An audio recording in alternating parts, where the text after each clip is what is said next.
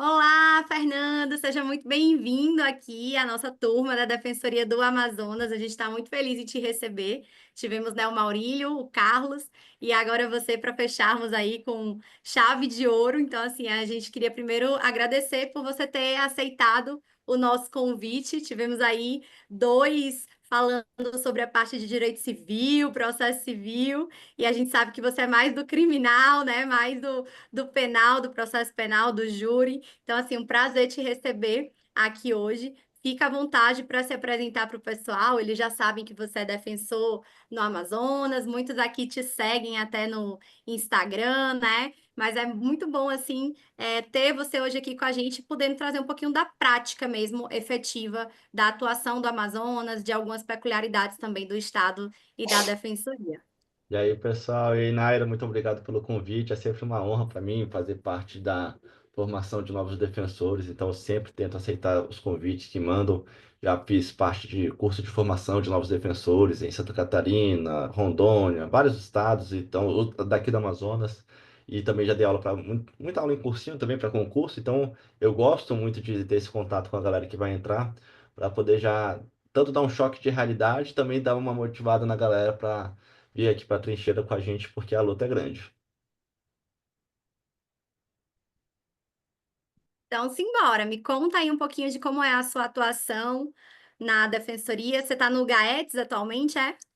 Estou no GAETS, então as defensorias públicas dos estados têm um grupo de atuação estratégico nos tribunais superiores, e é bem interessante, a gente faz um trabalho coordenado, bastante ajustado, com demandas estratégicas que transcendem ali o direito individual de um assistido no recurso especial, no HC, para poder levar boas teses para os ministros. É muito interessante esse trabalho, e a gente vem capitaneando o GAETS, as defensorias brasileiras vêm capitaneando temas muito importantes principalmente na área penal, mas também na área civil, algumas questões cíveis bem sensíveis, mas o que eu posso contribuir com vocês é na área criminal. Então, desde o reconhecimento de pessoas, naquele famoso HC de Santa Catarina, foi um HC da Defensoria, teve a atuação da GAETS, questão da nulidade por violação de domicílio, também foi um trabalho em que houve a participação do GAETS, inclusive com sustentação, e a gente vem ganhando muita legitimidade nos tribunais superiores, com os ministros, com os assessores, com os gabinetes, por conta desse comprometimento que nós temos de. A Defensoria tem essa facilidade de atuar com muita transparência, com muita responsabilidade nas nossas demandas. Então, a gente conversa muito isso, inclusive, né, na hora de despachar um processo que a gente não sobe com qualquer processo, né? A gente não inventa tese da cabeça, tudo vem a partir do trabalho feito nas bases, nas defensorias que atuam em primeira instância. Eu sou defensor de primeira instância, né? Então, é um trabalho que vem sendo construído para a gente chegar com boas teses nos tribunais superiores. E essas teses têm vingado, vêm sendo cobradas em concurso, tanto em primeira fase, mas principalmente em segunda fase, prova oral. Eles têm questionado bastante sobre a atuação da defensoria nos tribunais superiores, tanto a parte da atuação em si, no sentido de questões procedimentais relacionadas com o Código de Processo, mas também relacionado às demandas que a Defensoria atuou. E isso está gerando um impacto que vai além, né, do concurso público em si, por exemplo, a questão do HC 598-886 de Santa Catarina, no STJ, que tratou da questão do reconhecimento de pessoas, gerou vários debates sobre o assunto. O CNJ fez recentemente uma resolução sobre o tema, então a gente faz eventos, no STJ teve um evento agora que teve a participação da Defensoria sobre o tema. Então, essa atuação da Defensoria dos tribunais superiores está sendo muito impactante, está repercutindo muito, e isso vai refletir quase que obrigatoriamente também na hora do concurso público, né? Então, esses assuntos vêm sendo cobrados, vêm sendo, tão na moda, né? São assuntos quentes para serem trabalhados em concurso, e aí a galera que está aí com você, na área, com certeza está afiada nesses temas, vai trabalhar bastante isso, porque é algo que vem sendo bastante cobrado. A Defensoria do Amazonas, atualmente, ela tem gabinete, digamos assim, em Brasília? Ela está instalada em Brasília? Como é que está funcionando isso? Ou faz parceria com o DPU? Como é que está a atuação hoje da Defensoria do Amazonas em si? Por exemplo, aqui no Rio Grande do Norte a gente não tem, né? Em Minas eu sei que Ainda tem, que não, rodam a vai cada um 2 anos. A gente fez uma conexão norte-sul, então a Defensoria do Amazonas tem um escritório junto com, dividindo a, a sala, junto com Rio Grande do Sul e Rio de Janeiro. Então a gente tem uma sede aqui perto do STJ, né? Uhum. E aí essa sala é dividida com Rio Grande do Sul e Rio de Janeiro. E é bem interessante, bem importante a gente ter esse espaço e ocupando esse espaço. Na área criminal, quem atua então nos tribunais superiores, nos processos da defensoria sou eu, mas eu continuo com as minhas atribuições no primeiro grau. Então, assim, é primeira instância, eu também atuo perante a Câmara Criminal do TJ, STJ, STF, doutorado, filhos, então tá um negócio, é um caos. Então, mas é importante a defensoria ocupar esse espaço, digamos assim, conduzir a pauta que vem sendo discutida pelos tribunais superiores, levando essa perspectiva da defesa para ser levada em consideração pelos ministros. E está sendo tão importante esse trabalho que, inclusive, a gente percebe assim um certo ciúme do Ministério Público, que vem tentando se organizar também agora para fazer um contraponto a esse trabalho da Defensoria, porque eles estão percebendo que essa atuação coesa da instituição está fazendo a diferença nas decisões do STJ e do STF. No primeiro grau, você ainda continua fazendo júri também? Não. Eu sou titular de uma defensoria de criminal, de uma vara comum criminal. Então, eu pego os processos assim que não sejam de especializados, tráfico, não sendo caso de tráfico, júri, estupro, aí geralmente vai para uma dessas varas. E aí é importante trazer alguns aspectos práticos da nossa atuação, porque esses assuntos, principalmente quando a FCC utiliza a banca composta por defensores que formulam questões, então os defensores que vão formular as questões vão colocar na prova, nas questões, geralmente coisas relacionadas à nossa atividade. Então, eu lembro que eu estudava muito e ainda dou muita aula disso, porque continua caindo muito questão de, por exemplo, prescrição, é um tema que é muito importante na defensoria, porque a prescrição ainda é a principal forma de, digamos, absolvição dos réus no país.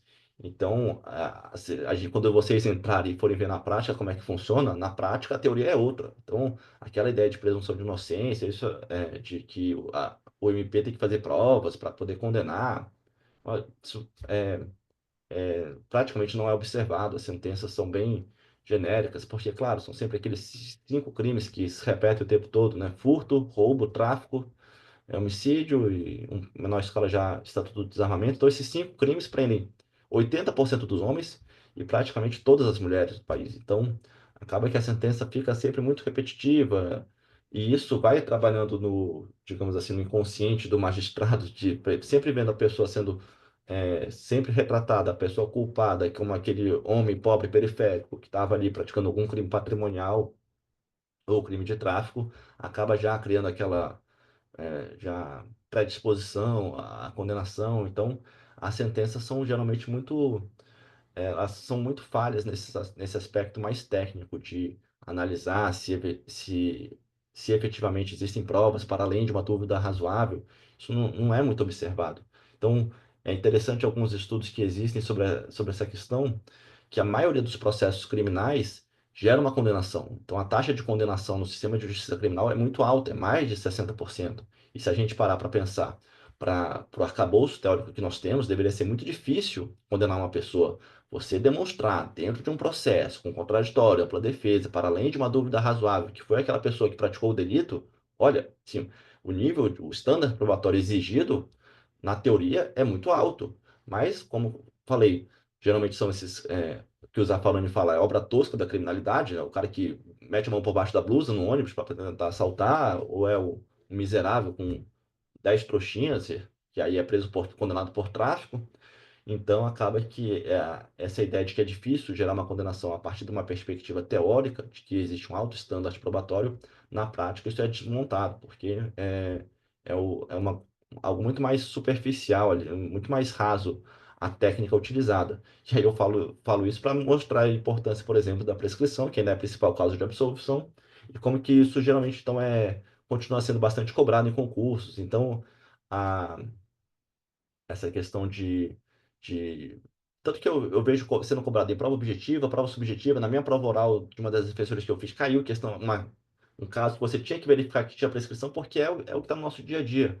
É um negócio tão absurdo que quando eu vou dar aula sobre isso, geralmente eu falo, olha, no Brasil, quase 70% dos processos criminais terminam em condenação. No júri, ainda é um pouco menor, porque acho que o jurado talvez sinta o peso maior de mandar uma pessoa para a cadeia, então a taxa de condenação do último estudo que eu tinha visto estava em torno de 40 e poucos por cento.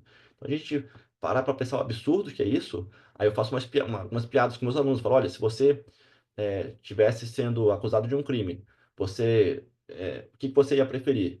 Ser julgado pelo juiz mais técnico, com um promotor mais humano, sendo defendido por mim, o melhor defensor, né? O que que você prefere? Você prefere esse cenário ou você prefere uma moeda em que, cara, você é condenado, coroa absolvido? A escolha lógica é da moeda, porque a moeda gera 50% de chance de absolvição. Na prática criminal, é quase 80% de condenação. Então, isso é muito e vocês precisam estar preparados para isso nesse aspecto do estudo criminológico. Então, a criminologia abre a mente para esse tema. Então, economia política da pena, criminologia crítica, criminologia radical, tudo isso também são assuntos muito importantes, vão ser cobrados de vocês porque eles são muito decisivos na nossa atividade prática. Então, é importante a gente ter esse diálogo. Então, acho que essa sua proposta, Naira, de fazer essas aulas com defensores públicos para apresentar para os colegas que vão ingressar, que estão se preparando para o concurso, é, tendo essa visão de, de concurso, mas também de uma visão prática, é muito importante, vai fazer a diferença na preparação deles. E também, né, eu gosto muito de dar uma contribuição no sentido de quase que motivacional, de instigar mesmo vocês, né, a terem essa gana de vir para a Defensoria Pública, de fazer um trabalho diferenciado, ter a oportunidade de salvar a vida dos assistidos. Claro que estruturalmente a gente não muda muita coisa, mas em processos, né, eventualmente quando a gente consegue uma absolvição assim muito suada, isso, né, putz, muda a vida de uma pessoa. Então essa parte também eu acho que é muito importante. Eu lembro que na minha preparação, eu ficava vendo algumas reportagens mostrando pessoas sendo condenadas injustamente, vendo a pessoa atuando, alguns filmes. Então, isso me motivava, me deixava ali fazer, mantinha aquela chama acesa ali de você se dedicar para você conseguir atingir seu objetivo. Porque se for naquele aspecto mais burocrático, ah, só está passando um concurso, olha, eu acho que não rende tanto quanto você tendo uma motivação mais legítima, assim, mais orientado por valores que fazem sentido para você. Então, acho que isso é muito importante. Quando eu dou aula, por exemplo, nos cursos de preparação para a carreira, quando a pessoa toma posse e vai se preparar para curso de formação, eu falo, olha, se você é um defensorzinho mais ou menos, que está aqui só para o dinheiro, olha, tá, tudo bem, passou no concurso, mas assim, vai fazer outra coisa da tua vida, mas não vem atuar na área criminal. Vai, sei lá, fazer constelação familiar sistêmica, faz uma merda dessa, assim, vai pra um diabo, um cível aí, né? Vai atuar lá com o Maurílio, no Silva. O Maurílio não tá mais no Silva, felizmente, né? Tá agora na defesa da auditoria militar. Mas pro criminal, a gente precisa de pessoas verdadeiramente engajadas ali, assim, com sangue nos olhos, porque isso, mesmo isso não é suficiente para a gente conseguir as absolvições em casos evidentes, né? Imagine se a pessoa tiver ali só para cumprir tabela. Então, essa questão, por exemplo, de abordagem aí que o Daniel colocou, é sempre muito importante, né? Da, com essa questão da abordagem sem fundada suspeita, um tema muito na moda, vem sendo cobrado em concursos da FCC, já vi questões objetivas, subjetivas eu deve ter, mas eu não lembro de cabeça, mas objetivas com certeza eu já vi desse tema, já tô com roupa de ir, né? Muito bom, é isso que a gente precisa. Então, essa questão do engajamento de vocês é muito importante para a Defensoria Pública. Se for para ser só mais um, assim, vai para MP. Se você quer contribuir com o caos, com o inferno brasileiro, que é o sistema carcerário, ó, vai ali para o MP, porque ali você pode fazer ali o mal ali pagando de cidadão de bem, né? Você vai.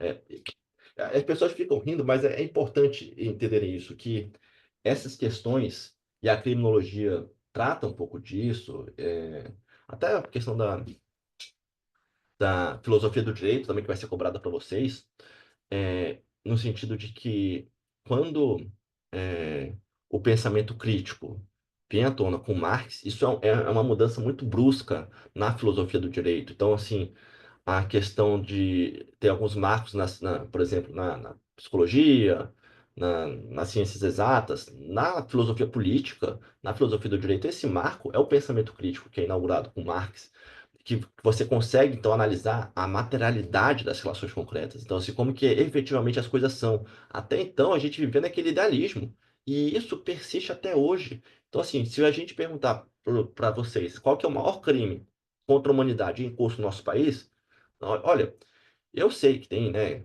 crianças em olarias no Maranhão, tem bolivianos costurando roupa para Zara em porões lá em São Paulo, mas assim, de forma sistemática, praticada pelo Estado, o sistema carcerário é, sem dúvida, o maior crime contra a humanidade no nosso país. E quem que operacionaliza? Quem que faz acontecer esse grande crime? Somos nós, os engravatados de perfume no fórum, no ar-condicionado, então juízes, promotores, defensores, advogados, policiais são quem viabilizam isso. E se você perguntar de um juiz, de um promotor, ó, você faz parte desse grande crime? Tá? A reação imediata é eu, um cidadão de bem, né, defensor da família, da moral, dos bons costumes, né, geralmente estão, né, ligados a, a essa visão de mundo, vão falar, mas eu tô só fazendo justiça.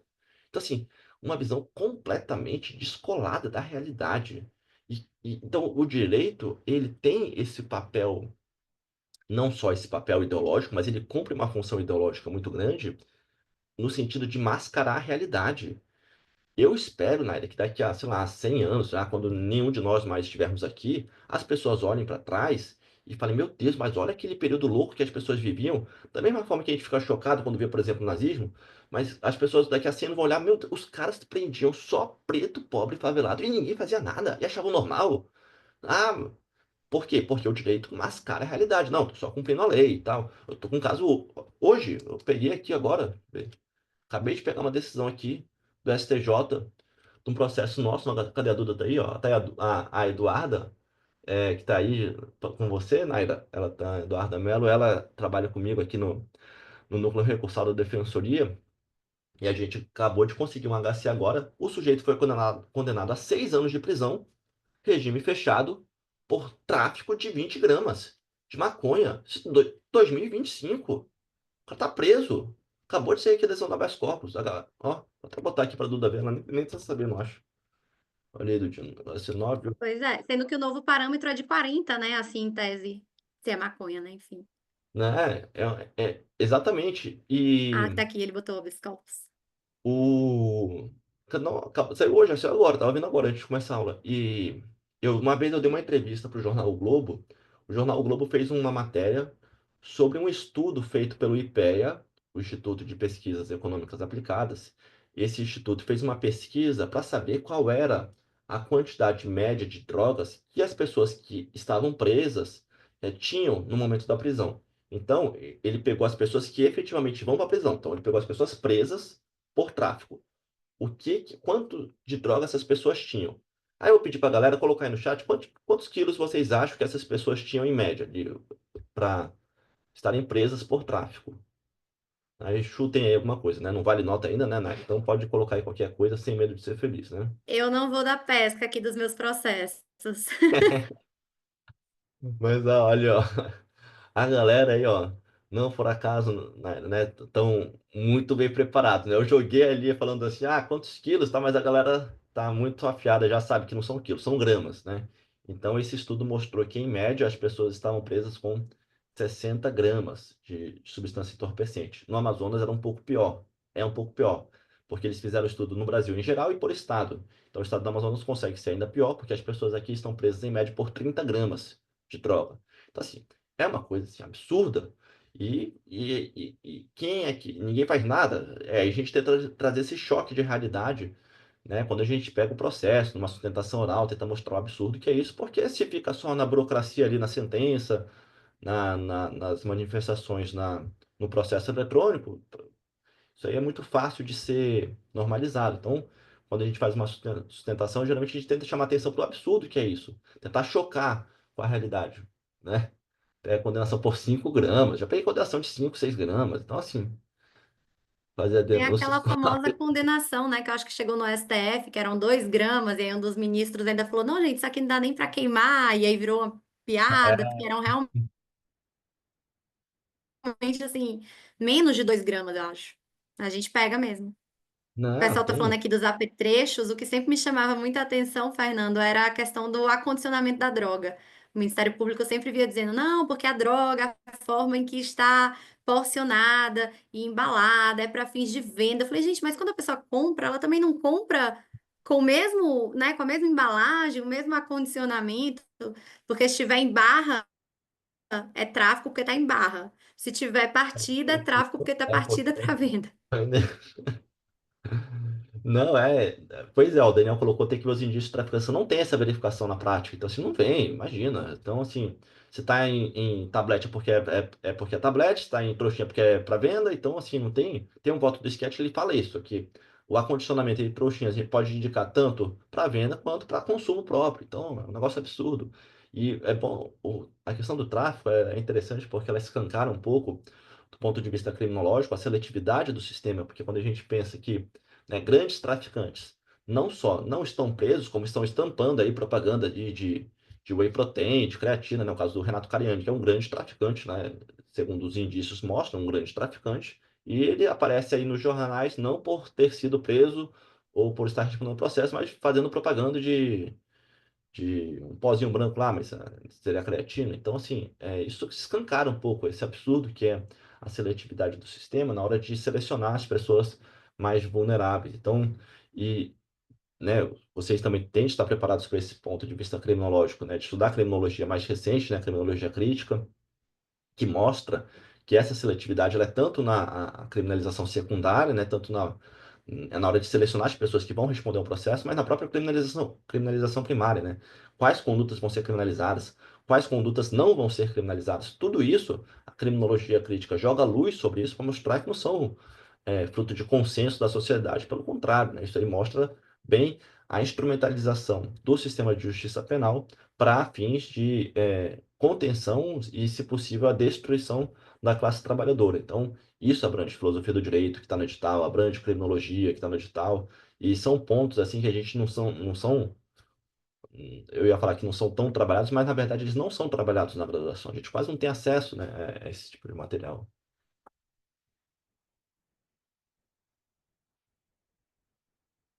Ó, tô no MP, mas em espírito sou totalmente defensoria. Exatamente, é isso que a gente precisa. Ah, a Fabiola falou também da questão das mulheres, é absurdo. E caso de a pessoa, uma mulher foi condenada a 5 anos, 6 anos de prisão por 6 gramas de aspas, tráfico, assim, é um negócio absurdo. Então, assim, se a gente não para um pouco naquela burocracia e tenta se escandalizar com essas situações, vai correndo, o processo vai correndo normalmente, sem que ninguém se sinta mal. Então, se perguntar dos juízes, dos promotores, eles dormem o sono dos justos. Imagina, se eles vão fazer alguma coisa de errado, eles só estão ali cumprindo a lei. Então, essa parte do direito como uma, um mecanismo para mascarar, ocultar os reais interesses, as reais relações, ela é algo que faz muito sentido, né? E isso está também no âmbito do programa, né? Na filosofia do direito de vocês.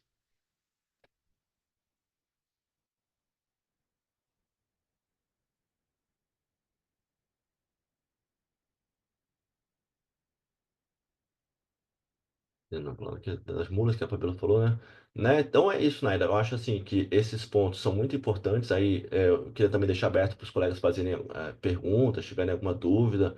Mas eu acho que né, nesse momento que vocês estão com o edital aberto, é muito importante ter uma preparação baseada, né, no estilo da banca. Então, fazendo muitas questões de concurso. Eu falo na época quando eu dou aula em cursinho, eu costumo dizer o seguinte: olha, o Código Penal tem, né, 300 e tantos artigos, a Constituição tem 250. É claro que tem legislações esparsas e tal, mas assim, via de regra, as questões se repetem muito no que diz respeito ao conteúdo quando é cobrado alguma coisa relacionada ao código. Então, assim, é importante vocês fazerem muitas questões, treinar muitas questões objetivas, porque fatalmente muitas vão se repetir. Não tem mais o que os caras inventarem.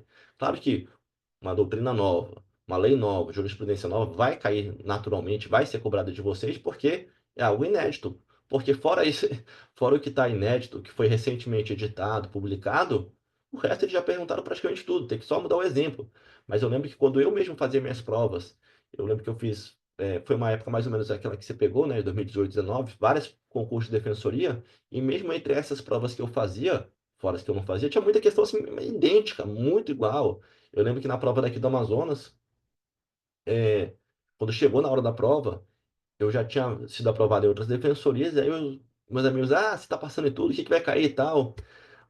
Aí eu falei meio brincando, olha, vai cair que a falta grave não interrompe o prazo para o livramento condicional, porque eu já tinha feito tanta questão dessa, assim, fazendo a prova, aí quando chegou lá caiu a mesma questão. Aí pensou, nossa, mas como é que você sabia? Então, assim, é muito importante nessa fase que abriu o edital, que a gente agora tem menos tempo para estudar, enquanto não tiver qualquer tempo livre, fazer muita questão, treinar muita questão objetiva, não de forma assim, só marcando alguma resposta, acertei, errei, beleza. É estudando, né? Vendo o que está errado em cada alternativa, o que estava certo na sua alternativa, porque fatalmente isso vai constar na próxima prova da Defensoria aqui do Amazonas, algumas questões que já caíram, e as questões, digamos, inéditas vão ser ou lei nova, ou algum entendimento recente, porque mesmo de doutrina já caiu praticamente tudo. Agora, assim, eu tô gerindo. Meu colega aqui na defensoria, Daniel citou um caso aqui de um defensor do Rio Grande do Norte, meu colega. Não, e tem muito esses casos assim e se a gente e é importante a gente na prática trabalhar esses exemplos absurdos, porque fazendo essas comparações, né? Porque, por exemplo, se eu pegar todas as pessoas que estão presas por furto no Amazonas, talvez no Brasil inteiro, não dá o que três caras deixaram de rombo numa das maiores varejistas do país. Então, os caras que quebraram as Americanas, eles deixaram um rombo de 20 bilhões de reais. E nós, todos nós aqui, com exceção da Naira, não sabemos o que são bilhões de reais. Então, assim, Eu essa sei porque minha dívida é de milhões de reais, minhas dívidas estão em milhões. não, nós de fato nós não a gente não Não temos consegue compreender dimensão. bilhões de reais. Porque eu faço a comparação por questão de segundos, por exemplo, né? 1 milhão de segundos dá mais ou menos 11 dias. 1 bilhão de segundos são 30 e tantos anos. Então, assim, a diferença do milhão para o bilhão é absurda. 20 bilhões, então, é um negócio assim, estratosférico. E esse valor foi deixado de rombo numa das maiores varejistas do país. E essas pessoas que deixaram esse rombo não estão, não é que não estão presas, estão nem sendo processadas criminalmente. No entanto, quase um quinto, um quarto da população carcerária brasileira é de pessoas que praticaram crime de furto. Então, assim, como é que pode a gente conviver com tamanha seletividade, com tamanho absurdo, com tamanho desumanização das pessoas que estão presas, e nós somos constituídos ideologicamente com essas informações que são jogadas para a gente. Eu vejo isso, por exemplo, pelo meu pai. Meu pai e minha mãe, eles, por exemplo, gostam muito de assistir Datena. Então, assim, não precisa dizer mais nada, né? Quando eu vou num presídio, aí meu pai, meu filho, mas lá tá cheio de estuprador, de latrocínio, não sei o que. Pai, tem que explicar para ele que a maioria das pessoas está presa por furto e tráfico, que são crimes que sequer envolvem violência. Então, são pessoas absolutamente, né, aspas, normais, porque desde aquela na virada metade do século passado, quando a criminologia, então, desmonta a ideia do crime como algo ontológico, isso gera reflexos até hoje, e embora já esteja superada quando vocês forem estudar, né, a criminologia etiológica, a questão de Lombroso, toda aquela criminologia do consenso, baseada na ideia do crime como um desvio, embora isso já esteja superado do ponto de vista teórico, né, 70 anos, no entanto, a prática concreta ainda é informada por essas teorias absolutamente superadas. Então, é muito comum na audiência a gente ver lá não, mas você não tem cara de criminoso. Não, porque o crime. Sim, partindo do pressuposto que existem pessoas biopsicamente diferentes que praticam crimes e existem, aspas, os cidadãos de bem. Então, assim, é muito importante a gente concatenar, juntar esse estudo teórico com a realidade, porque senão, olha, a gente vai continuar, digamos assim, sendo correia de transmissão do nosso próprio flagelo aqui pelo sistema de justiça. Vamos só continuar legitimando esse sistema que produz desumanidade.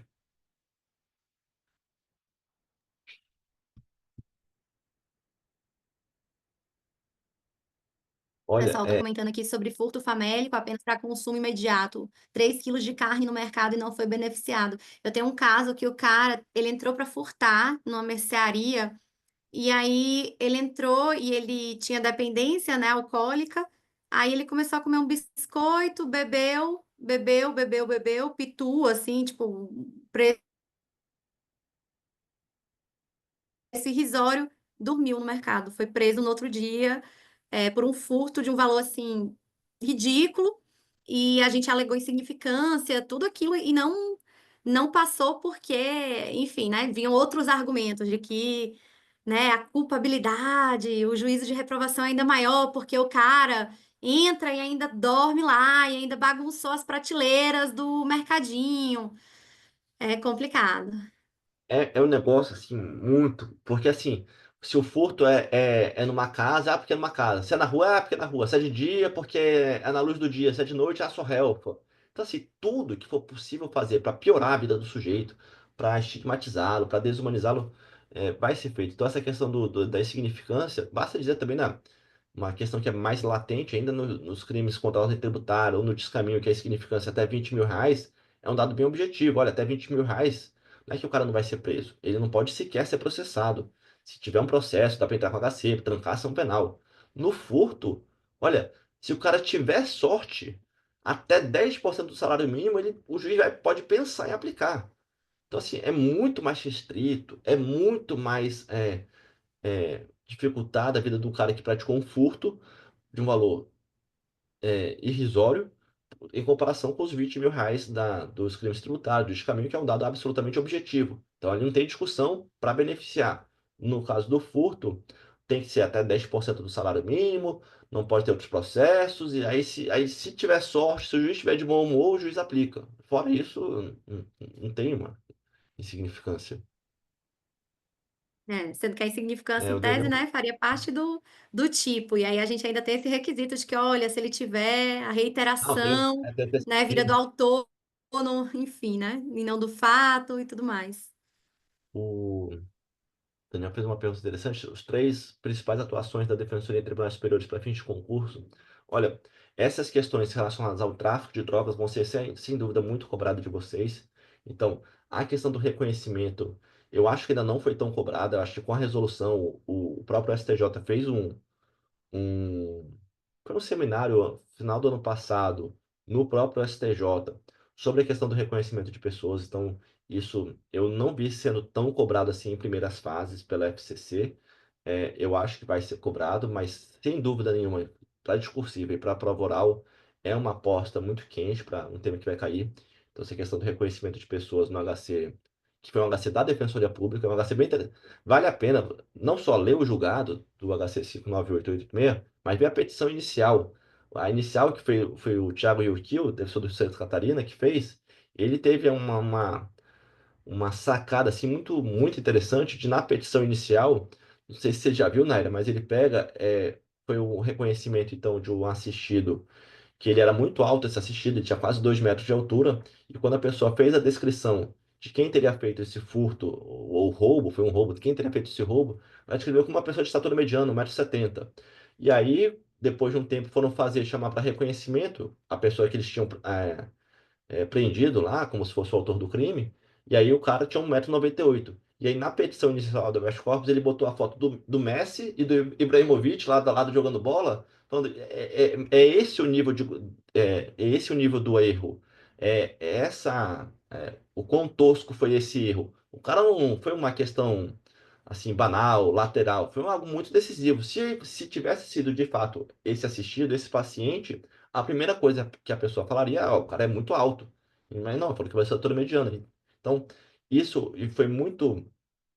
O sketch foi muito feliz, ele tem sido muito corajoso em levar essas questões para discussão, porque ele pegou esse caso muito bom e trouxe um voto assim, mas muito bem fundamentado, com a psicologia do testemunho, a questão dos vieses. Então, o voto dele é, eu acho que poderia ser, e acho que ainda vai ser muito explorado em questões de concurso, porque ele trabalha alguns aspectos muito interessantes que vão além da mera reprodução do artigo 226 do Código de Processo Penal. Então, não é só que não obedeceu às formalidades. O que está por trás desse raciocínio? a questão do preconceito, a questão dos vieses, a questão do sugestionamento, a questão da psicologia do testemunho. Então, uma vez o Sketch veio dar palestra aqui, eu palestrei junto com ele sobre esse tema do reconhecimento de pessoas. Ele falou, olha, por exemplo, né, os asiáticos, nós achamos todos muito parecidos, né? Chineses, japoneses, coreanos são todos iguais pra gente, todos de olho puxado. Eles se veem como pessoas absolutamente diferentes, mas a gente acha tudo igual. Então, quando tem então essa questão da diferença de aspas raça, né, esse reconhecimento de a pessoa, por isso que na resolução do CNJ, eles precisam ter a auto-identificação da vítima que vai fazer o reconhecimento e a heteroidentificação. Quem é a pessoa que você vai descrever? Ela é negra, branca, parda? Quais são as características físicas? Porque se é pessoa de uma aspas, raça diferente, a chance de erro é muito maior. Nós achamos japoneses, coreanos e chineses todos muito iguais. E aí, quando eu fui a minha vez de falar, eu falei, bom, e a gente sempre fala muito dos outros, mas a gente nunca imagina como se fosse conosco, né? Mas nós somos muito diferentes, né, entre nós mesmos, mas assim, para um americano nós somos todos latinos, é tudo igual. Nós brasileiros, com essa misturada toda, com o argentino, com o mexicano, tudo muito parecido. Então, aí eu brinquei que o ministro Sketch seria facilmente confundindo com o George Clooney, né, o cabelo grisalho e tal, não sei o quê. Para quem não, para um europeu, é tudo muito parecido, tudo latino, tudo das Américas. Então, assim, nós também podemos sofrer muito facilmente isso e a gente vê isso, né? Quando a gente vai nos Estados Unidos, a gente já conhece um brasileiro de longe. A gente sabe que o cara é brasileiro, ele não tem nenhuma característica física muito marcante, mas a gente já conhece porque sabe que é. Então, assim, a mesma coisa se dá nessa questão do reconhecimento. O cara vai reconhecer o primeiro negro que for colocado na frente dele. Isso é importante de a gente ter ciência disso, porque a gente começa a perceber então que isso não passa, por exemplo, por dizer que a vítima está mentindo, ou uma má-fé da vítima. Então, assim, está no inconsciente. A vítima está de boa fé reconhecendo, ela realmente acredita que foi aquela pessoa, mas os viés, os preconceitos, os sugestionamentos já fizeram seu papel, e isso é muito bem trabalhado lá no voto do ministro Schietti. Então, Daniel, acho que esse tema é um tema muito quente ainda, embora esse HC tenha sido julgado em 2021 ou 2022. A questão das nulidades por violação de domicílio, nulidades da abordagem baseada na busca pessoal, nulidades da busca pessoal, são temas também muito importantes. De vez em quando gera ali um conflito ali STJ-STF, mas existem alguns parâmetros mínimos. Então, o mero tirocínio, isso já veio sendo perguntado em questões de concurso. Deve ser. Então, eu lembro quando estava fazendo um estudo para conversar com vocês, já foi perguntado na questão da nulidade da busca pessoal, nulidade da violação de domicílio, se baseada só em denúncia anônima é suficiente, se o mero tirocínio é suficiente. Então, embora haja uma zona nebulosa, tem algumas questões que já foram bastante ali sedimentadas, no sentido de que só a denúncia anônima não serve, só o tirocínio da polícia não serve para embasar uma busca pessoal ou um ingresso em domicílio sem mandado judicial. Questão do tráfico, então, está sendo também muito debatida a questão de dosimetria no tráfico. Então, o fato de o sujeito ter condenação, ainda que transitada julgado por fato posterior, isso não gera maus antecedentes, não gera reincidência, permite a aplicação do parágrafo 4º. A gente faz muito, muito recurso disso. Então, questão da aplicação do parágrafo 4º, questão de processo em andamento e afastar o parágrafo 4º, a natureza e quantidade da droga utilizada na primeira e na terceira fase. Todas essas questões são muito discutidas na STJ, em sua maioria são capitaneadas pela Defensoria Pública e certamente vão ser cobradas no concurso público, se não for na primeira fase, certamente numa segunda fase, é um tema muito, muito recorrente. Então, acho que, assim, das três principais que o Daniel perguntou, eu apostaria nessas, todas relacionadas a tráfico, que é a maior parte das pessoas presas está presas por tráfico, grande parte dos assistidos, questão do reconhecimento de pessoas e as nulidades nas abordagens por busca pessoal e por questão de nulidades por violação de domicílio. Recentemente, agora, na terceira sessão, o GAETS participou do julgamento sobre a questão da quantidade de droga. Quando a quantidade de droga é muito pouca, como é que fica isso na avaliação do juiz para fins de dosimetria? Então, isso foi agora, eu acho que foi agora, quarta-feira. Eu não sei se já foi concluído esse julgado, mas saindo o acórdão, eu não sei se alguém pediu vista, eu não consegui acompanhar, mas saindo o acórdão desse processo, certamente também vai ser um assunto que vai ser cobrado de vocês. Pessoal, pegar só uma deixazinha. O Thiago Yukio, que foi citado, para quem tiver aí na prova de Santa Catarina, ele é examinador da segunda fase da fase oral, tá? Ele tá com a disciplina, obviamente, da parte criminal, a questão discursiva é ele que vai elaborar. Então, se alguém for fazer a segunda fase de Santa Catarina, é com ele. Ele participou, ele é examinador. Foram 4 concursos, ele é examinador de 3 deles, né? Eu acho que ele só não é do primeiro, porque o primeiro foi o que ele entrou, É, né? Mas ele é do segundo, do terceiro e do quarto. Ele foi meu colega lá também, assim, brilhante, realmente, nas lutas, assim, nas brigas, tentando levar para o STJ, STF, alguns temas. eu não sabia que ele estava como examinador, assim, desse último agora, né? Porque ele é um cara, assim, fenomenal. Quando eu fui dar um curso lá para os defensores Cara, do... ele foi meu examinador. Aí foi o examinador lá, Eu pô, morria de vergonha quando eu encontrava ele. Eu morria de vergonha, porque eu fiquei nervosa na prova. Ele perguntou alguma coisa. Ah, isso exclui o quê? Eu, tipicidade ali. Tem certeza, candidato? Eu, ilicitude ali. Ilicitude, eu, oh, excelência, na verdade, é a culpabilidade. Aí ele deu uma risadinha, assim, me aprovou, mas queria me enfiar no chão. Mas ele é muito bom, assim, muito técnico, realmente. Ele fazia uns boletins das teses para o pessoal do primeiro grau tentar fazer subir, né? Porque ele fica só STJ, STF e tal. Então ele tem muitas teses assim interessantes assim que ele certamente, né, a gente está falando muito mais do Amazonas, mas que ele certamente vai cobrar novamente na Defensoria de ah, Santa Catarina. Então ele questiona muito a revelia, ele questiona muito aquela súmula 231, ele bate em todos os ó, então recursos são aspectos possíveis muito para o práticos. STJ. Então, essa questão de revelia, É, verificar, é um tema que a gente bate muito também, questão de revelia, mas ele certamente vai cobrar alguma coisa relacionada a reconhecimento de pessoas, porque não tem sido tão explorado. E foi ele que fez esse habeas corpus. E quando eu fui dar o curso em Santa Catarina, que aí eu conheci ele pessoalmente, eu falei para essa nossa, porque assim, eu já sabia que ele era muito bom pela qualidade das peças dele, mas quando eu ouvi pessoalmente, o cara é um lorde, é um cara super gentil, super... Não, e o cara. Ele é fortão, ainda é sarado, o cara é gostoso. Eu falei, meu Deus do céu, esse que homem maravilhoso. Não é possível, cara. Eu falei, cara, o cara é sarado, joga bola.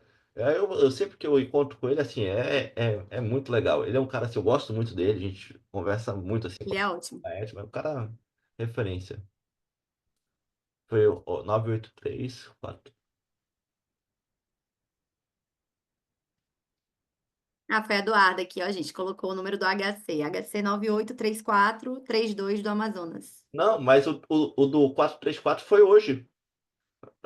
Foram dois seguidos que a gente protocolou, assim, seguido, que o número é parecido. Ah, Então, ela tá citando outro, né? 434 também. Saiu hoje esse. Um foi com os dois na quinta turma, hein? Quem diria? O ministro Joel e o ministro Ribeiro Dantas, que geralmente as decisões mais favoráveis geralmente são na sexta turma, 983-434 do AM. Então esse também, os dois. Então nem lembrava que tinha sido tão perto um do outro, assim, porque a gente vai protocolando vários, assim, né? E é interessante essa atuação. Saiu agora uma pesquisa, Naira, sobre a atuação das defensorias em habeas corpus no STJ. Foi anteontem, o outro, e esse hoje, saiu agora. Tem um advogado que ele fez uma pesquisa sobre o papel das defensorias públicas em habeas corpus no STJ. Então ele foi verificar qual era digamos assim, o percentual de concessões que a defensoria pública conseguia de forma proporcionalmente no estado em que ela atuava.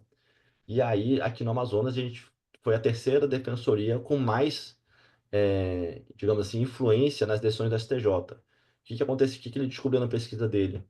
Que no Amazonas, praticamente 2/3 dos HCs concedidos pelo STJ para processos do Amazonas foram da defensoria.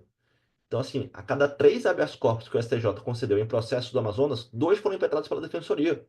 E assim, só tem 2 defensores que atuam no STJ, que sou eu e o Inácio. E claro, com a nossa equipe, toda a nossa equipe de 4 pessoas, fazemos esses recursos. Então, assim, quando eu peguei esse dado, eu não acreditava.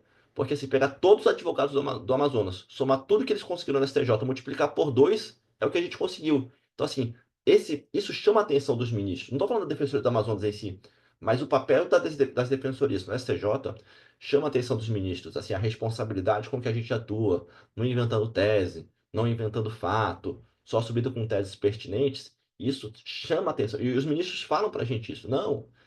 Então, quando a gente vê que é da defensoria, a gente sabe que. Fala assim, né? tem nenhum grande interesse econômico por trás. É um miserável lá, que é um semi-analfabeto lá que está sendo definido pela gente. Então é um negócio assim que isso gera um respeito que a gente ganha no STJ. E por isso que eu falo isso, porque essas discussões, pelo menos na área penal, certamente vão ser cobradas de vocês em primeira fase, em segunda fase e em prova oral. Isso está sendo muito reconhecido. Tanto que, né, um advogado que fez essa pesquisa, divulgou esse resultado, mandou para as defensorias. Os ministros sempre, quase sempre participam dos encontros de defensores da associação. Então, esse reconhecimento da atuação das defensorias nos tribunais superiores, ele não está só, digamos assim, dentro dos muros da defensoria. As outras instituições estão percebendo e isso reflete, portanto, na forma como isso vai ser cobrado. Certamente vai ser cobrado de vocês, durante essas fases de concurso.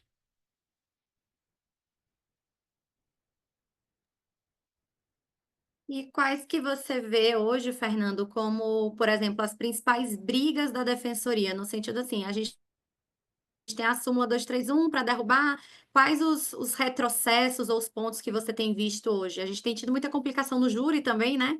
O júri, talvez daqui a pouco a gente tenha a inversão, porque agora não pode mais absolver por clemência, sai preso abaixo de 15 anos. O que é que você percebe aí de após pacote anticrime, após alterações agora mais uma vez, né, de LEP e tudo mais? Quais que têm sido as principais brigas da defensoria? O que é que você ou Inácio, ou você tem notado assim de na onda de litigância estratégica do criminal? Olha, a gente está indo só ladeira abaixo, né? Então as notícias são as piores possíveis. Eu gostaria até de dizer que existe uma luz no fim do túnel, mas se existe uma luz no fim do túnel, essa luz é o trem vindo para atropelar a gente, porque é um negócio assim tenebroso. Então essa questão, por exemplo, da questão da prisão no júri é algo que assim, a gente tinha acabado de discutir essa questão das ADCs 43, 44 e 54 que vão ser cobradas de vocês, embora já tenham aí uns 5, 6 anos essas ADCs, continuam sendo muito debatidas, os fundamentos, os votos. Então, assim, a gente tinha acabado de. É até difícil usar a palavra consolidar, porque foi um 6-5 com um voto muito titubeante, para confirmar, então, que a prisão só pode ocorrer após o trânsito ser julgado, conforme está na Constituição, né? Então, eram ADCs para declarar a constitucionalidade de um artigo do Código de Processo Penal, que foi alterado, né, em 2000 e pouco, que reproduzia a Constituição. Então, assim, não tinha muito o que discutir, e foi um 6-5, assim, muito tenebroso, para confirmar, então, que só pode prender após a segunda instância. Acabado de ter essa decisão, não demorou muito tempo, vem agora essa decisão do júri, dizendo que é constitucional um negócio que é absolutamente inconstitucional. Então, assim, essa briga daria para dizer assim que está perdida por conta dessa decisão do STF, mas é algo assim que não dá para aceitar, né? Então, eventualmente, numa prova oral, isso tem que ser questionado, a questão de uma decisão que contraria de forma total, absoluta, evidente a Constituição. Então, essa questão da prisão do júri, da questão da clemência. Nossa, assim, a clemência, a reforma do processo penal de 2008 veio para colocar a questão da clemência como um juízo de reprovabilidade. Então, assim, não cabe muito discutir ali, é uma questão de reprovabilidade, de juízo moral ali dos jurados que a Constituição permite a eles.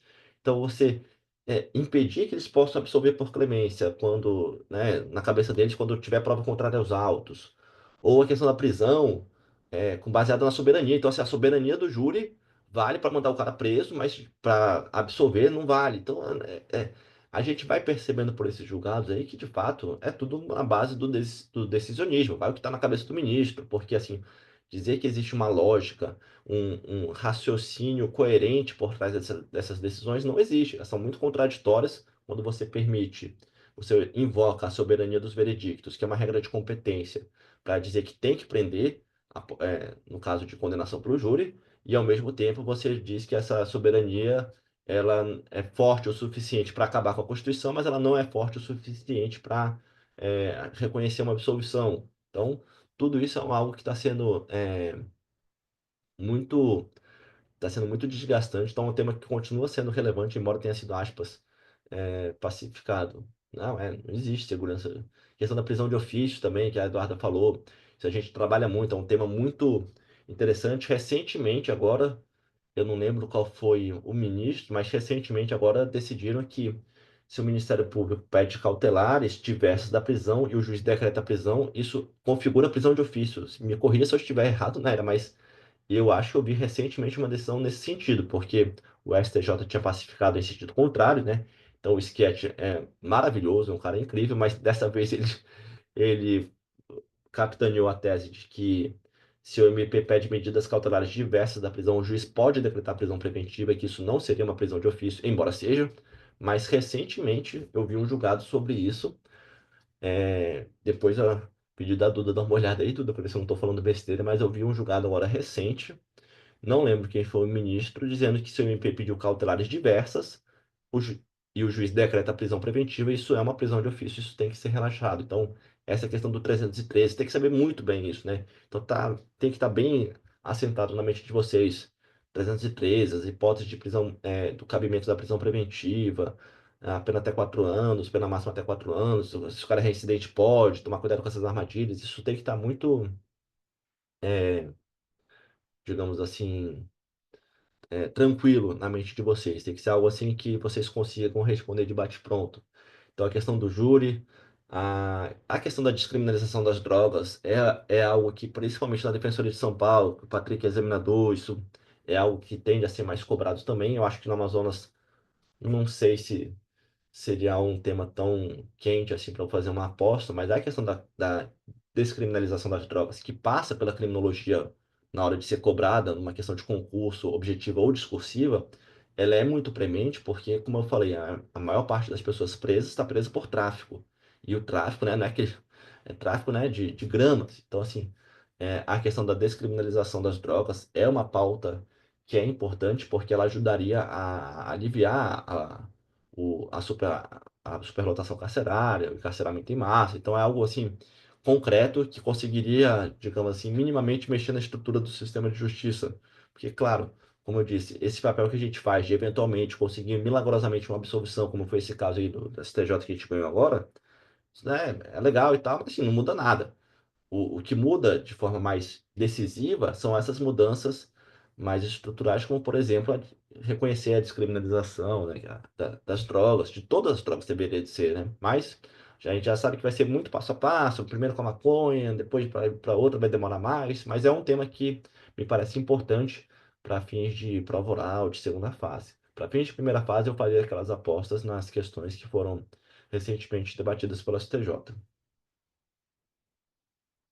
Tem um tema também, agora eu lembrei, tem uma decisão também do STF sobre a possibilidade de fixação de regime aberto, mesmo para o réu reincidente, quando a pena é muito baixa. Então, assim, essas decisões favoráveis à defesa que são recentes, são importantes. E, assim, é um tema muito importante. Olha, o que a gente pega de processo, o Eduardo sabe, a gente tá assistido condenado a 1 ano e meio de prisão por, sei lá, receptação, regime fechado, porque é reincidente.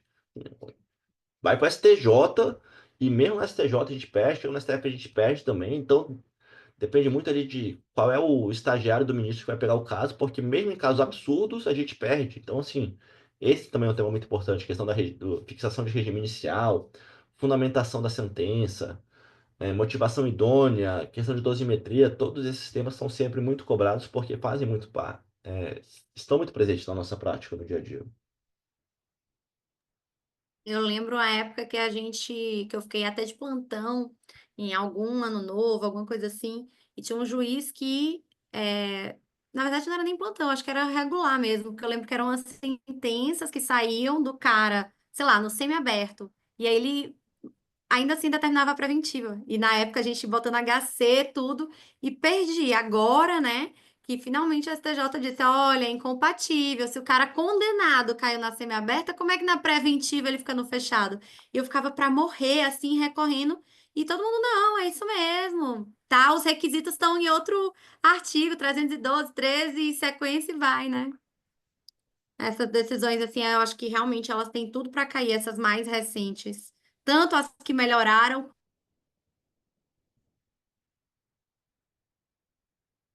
Travou aqui para quanto. mim. Voltou. Travou aqui, Naira.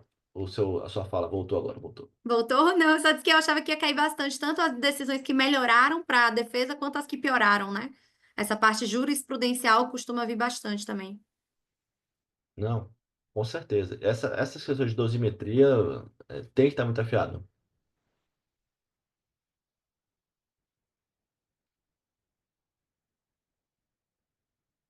Ó, teve também a questão de o juiz na sentença, a gente já foi muito caso assim, né? Na sentença, o juiz decreta a prisão preventiva. Isso é também decretar de ofício, se não teve requerimento, mesmo depois de uma condenação. Então a gente ainda pega muito caso assim.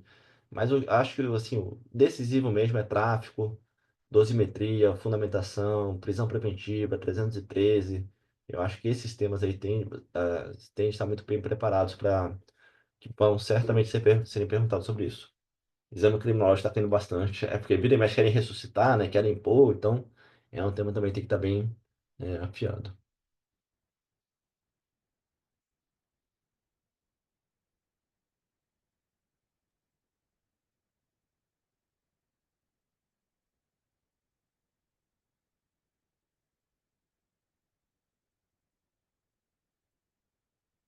Eu estou procurando aqui, eu não achei ainda. Não sei se alguém achou, mas eu juro, se bem que eu posso estar delirando, mas eu juro ter visto que uma decisão recente de que o juiz não pode decretar prisão preventiva se o MP pediu só medidas cautelares diversas da prisão. Saiu sim. Acho que tá aqui.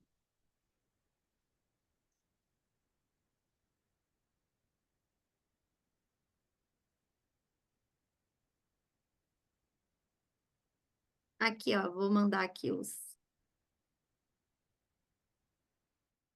julgados.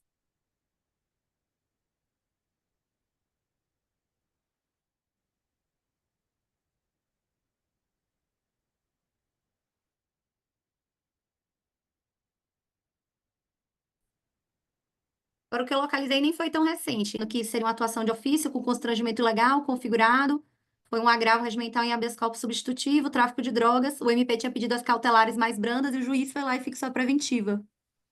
Deixa eu ver. Qual que é o ano desse? Esse é de 2022. Esse não é tão recente, não, mas foi o É, não, mesmo posicionamento. mas esse teve depois do STJ depois. Eu tinha O achado esse. outro, né? Mas teve um desse ano, porque pacificou no sentido contrário a esse, de 2022. É, eu achei aqui a do Schietti também, né, que era o contrário, que foi em março de 2022, dizendo que era muito grave, era um caso até de violência doméstica. Era, E aí era o pessoal ruim. pediu as cautelares, ele disse, não, é muito grave, porque tem uma filha menor de idade, e aí fixou a prisão do mesmo jeito. Tem isso também, né? Quando o caso é ruim, a gente tem que tomar cuidado na hora de levar. É, porque acaba, né, gerando um precedente contrário, Não, a questão, por exemplo, tem um caso que é bem. construindo o oposto. Tem um caso que é bem emblemático sobre essa questão do cuidado na hora de você ver em qual processo vai vingar uma tese. É a própria questão do tráfico privilegiado para mula. Então, o caso que chegou no STF, que gerou a decisão do STF sobre a possibilidade de reconhecer o tráfico privilegiado para mula, era um caso bem ruim, porque o cara dava tipo com 200 quilos. Então, eu lembro que nas discussões, até o ministro foi o Barroso falou: o caso é ruim, né? 200 quilos, mas a gente está discutindo em tese, então vamos fixar. Então, assim, foi perigando ali, né? Tem que ter muito cuidado com isso.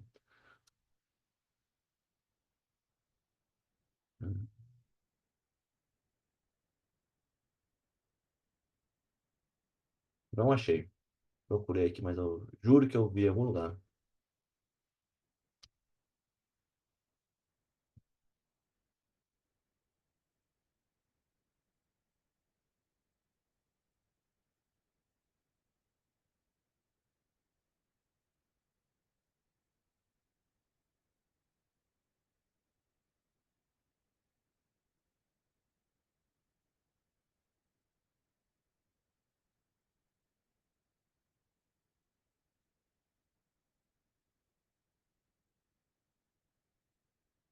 Isso, não achei.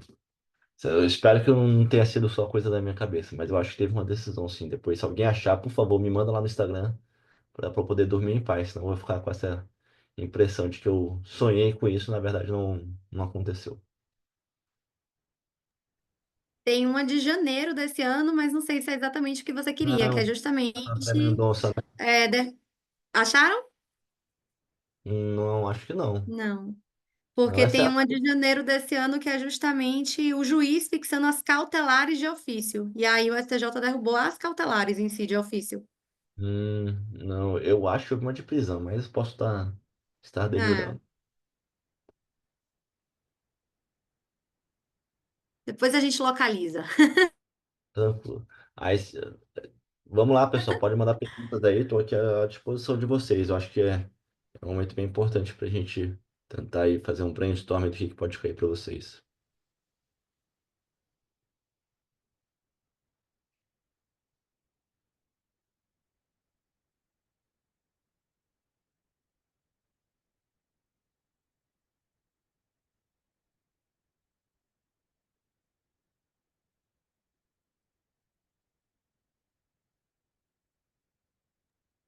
Bom, galera, as perguntas então cessaram, ninguém tem mais dúvidas.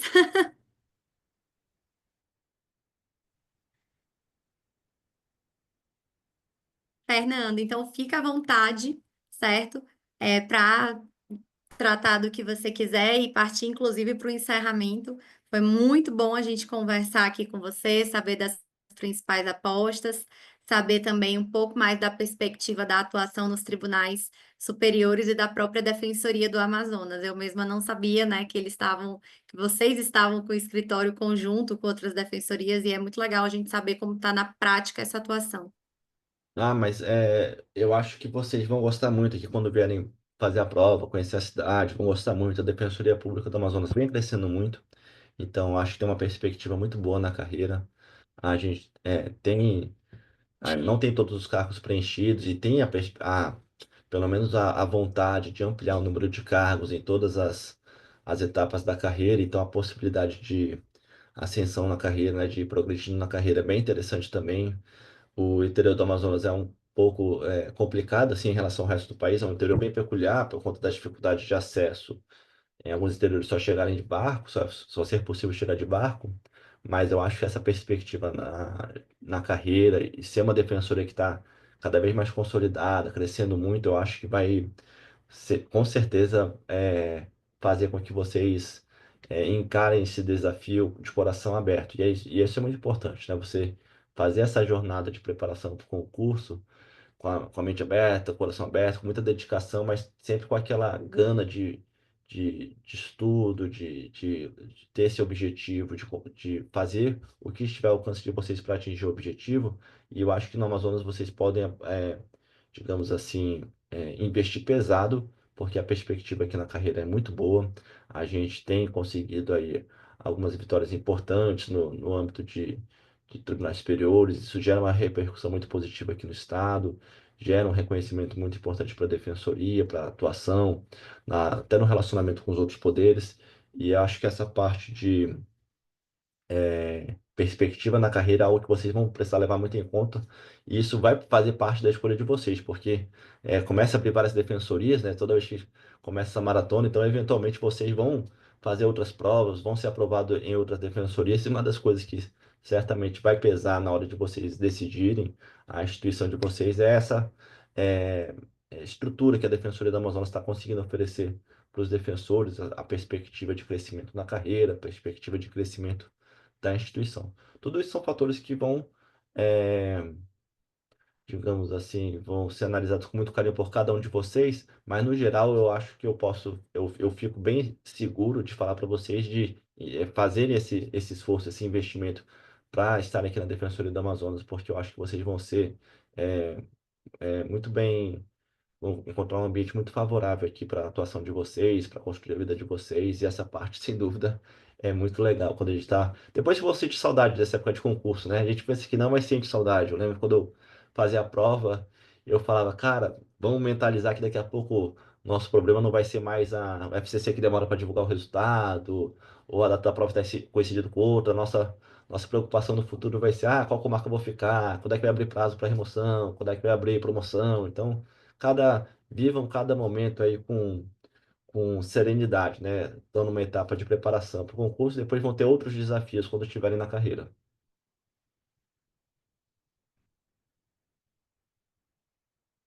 O pessoal está agradecendo aqui bastante, Daniel, Vitória, Larissa, todo mundo agradecendo. Então, e eu também Né? Agradeço aqui muito, Fernando, por você ter topado esse encontro, ter dividido aí ainda mais da trajetória, da atuação na Defensoria do Amazonas. Muito obrigada. Considere-se devolvido aí para os seus pequenos que devem estar morrendo de saudade, devem estar na porta aí. Vai ser um prazer enorme, tá?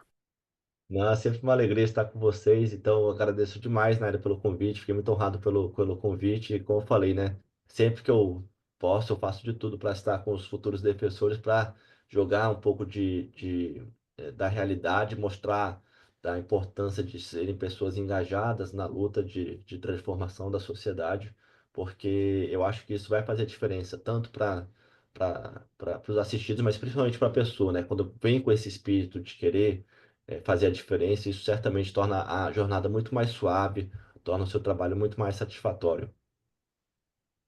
Então é isso, pessoal. Ficamos por aqui. Obrigada a todo mundo também que participou, né? Em breve vocês serão, se tudo der certo aí, colegas do Fernando, do Maurílio e do Carlos. Tchau, tchau, pessoal. Boa noite, bom descanso a todos.